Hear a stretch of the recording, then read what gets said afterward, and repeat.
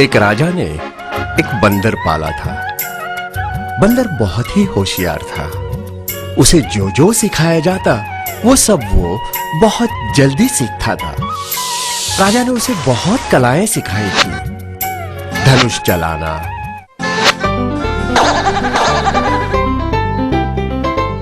तलवार चलाना,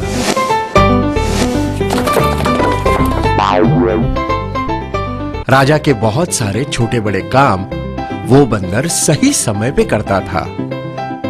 इस होशियार बंदर का अपने मालिक पर यानी राजा पर बहुत प्रेम था। राजा का भी ये बंदर लाडला था।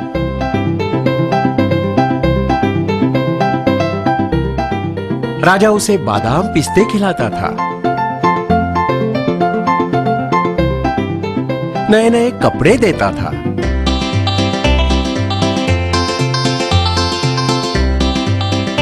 राजा ने इस बंदर को अपना अंगरक्षक मुकर्रर किया था।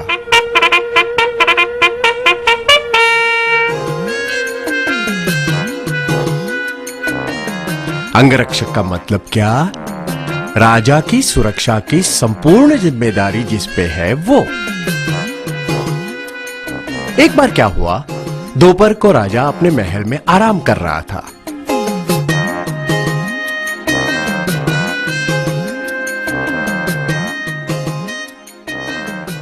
राजा बहुत गहरी नींद में था।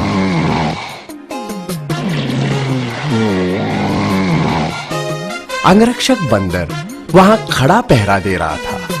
इतने में एक मक्खी वहां आई और आवाज करके वहां घूमने लगी। अंगरक्षक बंदर का उस मक्खी की ओर ध्यान गया।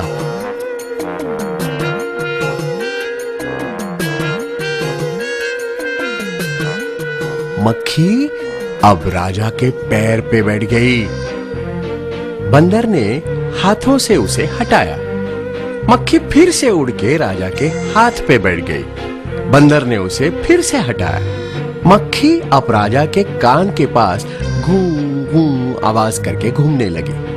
अब बस बंदर को बहुत गुस्सा आया।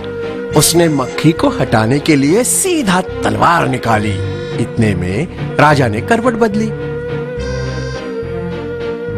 मक्खी अब राजा के नाक पे बैठ गई। बंदर ने बहुत ही चपलता से वार किया तो क्या अजी राजा का नाक ही कट गया।